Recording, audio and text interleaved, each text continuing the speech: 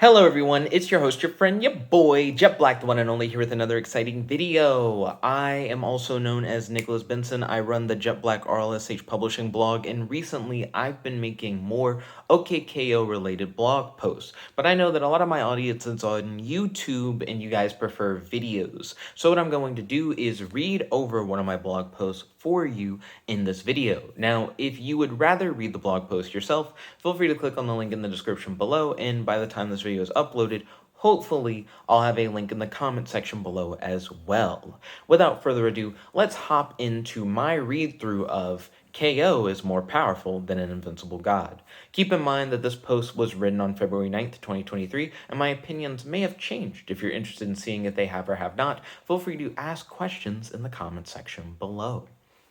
This article is not AI generated. I've been making a lot of posts recently where I power scale characters from the series OKKO, Let's Be Heroes. The title of this post is no exaggeration.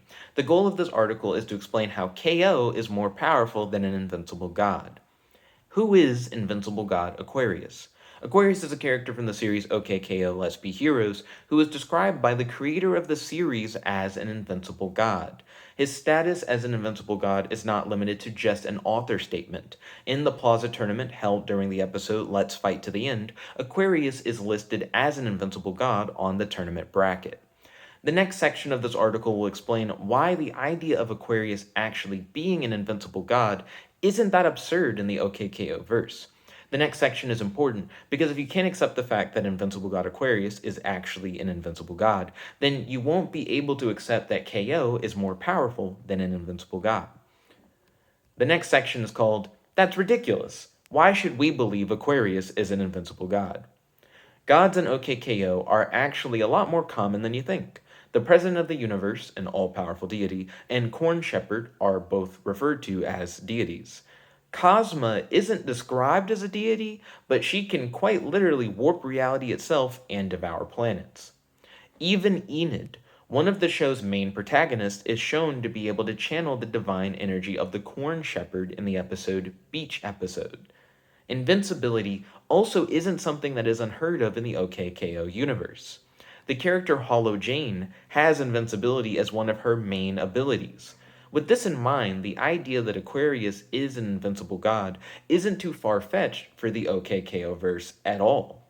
The next section of this article will explain the significance of the Plaza tournament and hero levels in the OKKO verse. The next section is important because it provides necessary context for understanding how power is measured in the OKKO verse, which will be important later when we compare KO's power to Aquarius's power. The Plaza tournament and the importance of hero levels. In the Plaza tournament, all heroes and villains were reset to 0. Specifically, all hero and villain levels were reset to 0.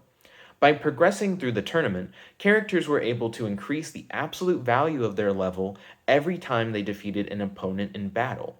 Levels in OKKO are determining that. Levels in OKKO determine power. Characters with higher absolute value levels are simply more powerful than other characters. This power system is an established part of the OKKO universe and is used as an important plot point in multiple episodes, especially the episode Your Level 100, in which characters are forced to either level up or team up with other characters to overcome enemies with greater levels than their own. The next section will explain how it is possible for someone who is described as being invincible can be defeated in the OKKO verse. The next section is important because if you are unable to accept that an invincible character can be defeated, then you won't be able to accept that KO could defeat an invincible god. Is it possible to defeat someone who's invincible in the OKKO verse? Aquarius and Dogman faced off against each other in the Plaza tournament as level 0 combatants. Despite Aquarius's title and status as an invincible god, he was defeated by Dogman. You could argue that Aquarius wasn't truly invincible because he was defeated by Dogman. You could also argue that Dogman is simply more powerful than Aquarius, which allows him to supersede Aquarius's invincibility. For the sake of this article, I will be assuming the second argument is true. The next section of this article will provide additional evidence to support the second argument. The next section of this article is important because it helps to defend the idea that the character levels supersede character abilities in OKKO, which is the crux of the argument for how KO is more powerful than an invincible god.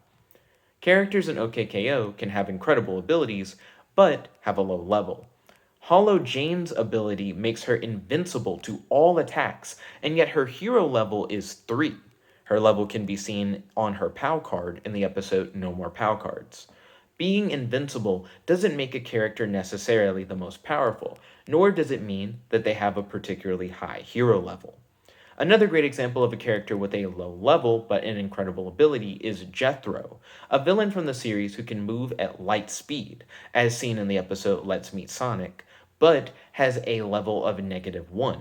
Villains have negative level values in OKKO to show that they are villains, but a level -1 character is just as powerful as a level 1 character because you compare the absolute values of levels.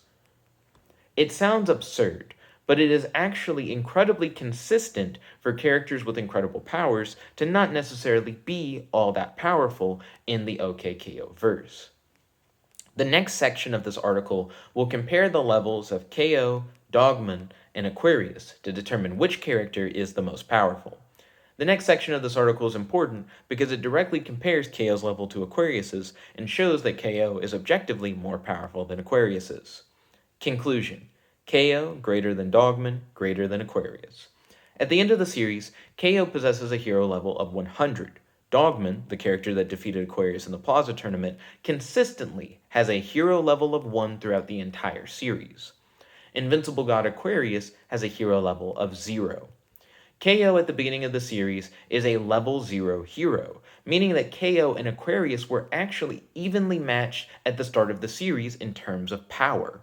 It is insane to think that KO started off his journey being as powerful as an invincible god, and finished the journey being significantly more powerful than an invincible god by a considerable margin.